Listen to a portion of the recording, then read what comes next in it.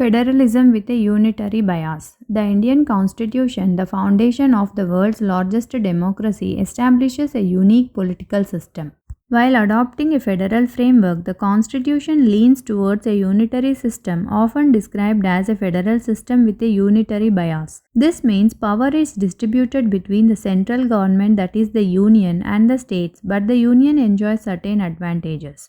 Understanding this concept is crucial for the UPSC exam. The examiner frequently tests candidates' knowledge of Indian federalism. Being able to analyze the division of powers, the role of the Union during emergencies, and the unique features like single citizenship will demonstrate a deep understanding of the Indian political landscape. This knowledge will be valuable in essays, answer writing on specific articles of the Constitution, and even questions on contemporary federal issues. Let's see the hallmarks of a federation in the Indian Constitution. The Indian Constitution incorporates several key features of a federal system. First one is the division of powers. The Constitution meticulously divides legislative, executive, and judicial powers between the Union and the states. Three lists, Union list, State list, and concurrent list in the 7th schedule specify which level of government can legislate on what subjects. This ensures autonomy for states in the designated areas. Second one is the supremacy of the Constitution. The Constitution reigns supreme over both the Union and the states. Any law enacted by either level of government that contradicts the Constitution is void. This ensures a central framework and prevents conflicting laws. Third one is bicameral legislature. India's parliament is bicameral, consisting of the Lok Sabha, that is the lower house, and the Rajya Sabha, the upper house. The Rajya Sabha serves as the state's voice in the national legislature. It provides a platform for states to have a say in national laws and protects their interests. Let's see the unitary elements in the Indian Constitution. Despite its federal character, the Indian Constitution incorporates features of a unitary system. They include: the first one is the strong center. The Union enjoys a strong position. It holds residuary power, the authority to legislate on subjects not explicitly assigned to the Union list or the state list. This grants the center flexibility to address unforeseen issues. Second one is central intervention. During emergencies like war, external threat, or breakdown of law and order, Parliament can make laws on matters normally under the state list. This allows the Union to take decisive action during national crisis. Third one is the governor's role. The governor, appointed by the president representing the Union, acts as the head of a state. In specific situations, the governor can exercise discretion aligned with the center's directives, ensuring a degree of central control over state administration. Fourth one is unified citizenship.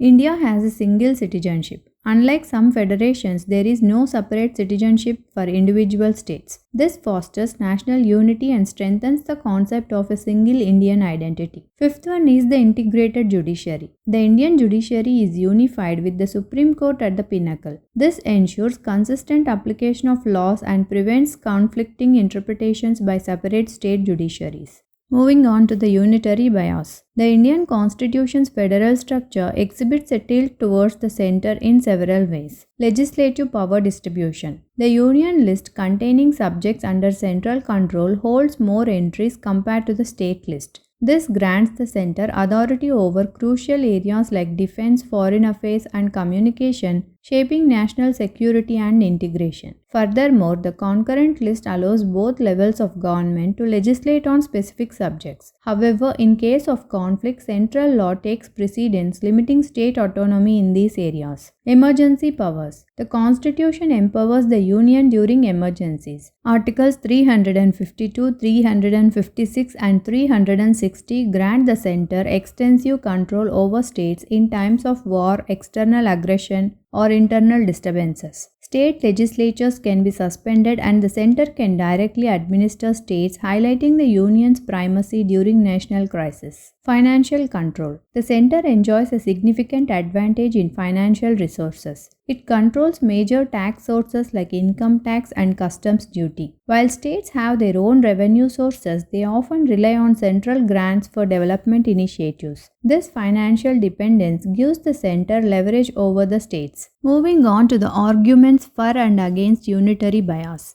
The unitary bias in the Indian Constitution is a subject of ongoing debate. Let's take a look at the breakdown of the arguments for and against it. First is the arguments for. National unity and integrity. India's vast diversity necessitates a strong central government to maintain national unity and prevent regional fragmentation. The center's control over key areas like defense and foreign affairs ensures a coordinated approach to national security and promotes a sense of shared identity. Uniformity in policy. A certain degree of uniformity is essential in critical policy areas like defense, infrastructure, and currency. The Union's ability to frame national policies ensures consistency and prevents a patchwork of differing regulations across states. Effective crisis management. The extensive powers granted to the center during emergencies enable a swift and decisive response to national crises. This is crucial for maintaining stability and protecting the nation's interests during war, external threats, or internal disturbances. Moving on to the arguments against. Curtailed state economy. Critics argue that the strong center weakens states and hinders their ability to address local needs and aspirations. This can lead to a sense of alienation among state governments and hinder responsive governance. Over-centralization. An overly powerful center can lead to over-centralization, stifling innovation and experimentation at the state level. States with unique requirements may be unable to implement policies best suited to their population. Federal spirit. Some argue that the tilt towards the center weakens the federal spirit of the Constitution. An excessively powerful center may overshadow the role of states, potentially jeopardizing the balance of power envisioned by the Constitution's framers. Balancing unity and federalism in India. The Indian Constitution exemplifies a unique blend of federal and unitary features. The division of powers, including legislative, executive, and judicial, between the Union and the states, expressed between Articles 246 and 251, is a hallmark of federalism. However, the Union list encompasses more crucial subjects like defense and foreign affairs, showcasing a tilt towards a unitary system. Similarly, the concurrent list allows both levels to legislate, but central law prevails in case of conflict. The center-state relationship plays out in various ways. Centrally sponsored schemes like the National Health Mission provide financial assistance to states for specific programs. While beneficial for national goals, states may have concerns about flexibility in implementation. Contemporary debates center around federalism. Some states demand greater autonomy to address regional needs, while others advocate for a stronger center for national security and economic integration. Federalism, however, need not be seen as a zero-sum game. A strong center can ensure national security and economic stability, fostering a conducive environment for states to pursue development and social welfare initiatives. The key lies in striking a balance, a strong center working collaboratively with empowered states to achieve national goals while respecting regional aspirations. To summarize, India's constitution embraces a federal structure with a tilt towards a strong central government. This is evident in the division of powers, with the Union list holding more significant subjects and the center's dominance during emergencies. However, features like a single judiciary and a bicameral legislature with state representation reflect federal principles. The unitary bias has its merits. It promotes national unity, ensures uniformity in critical policy areas, and allows for effective crisis management. However, concerns exist about curtailed state autonomy and potential over-centralization, hindering responsiveness to local needs and innovation. The key lies in achieving a balance. A strong center is essential for national security and economic development,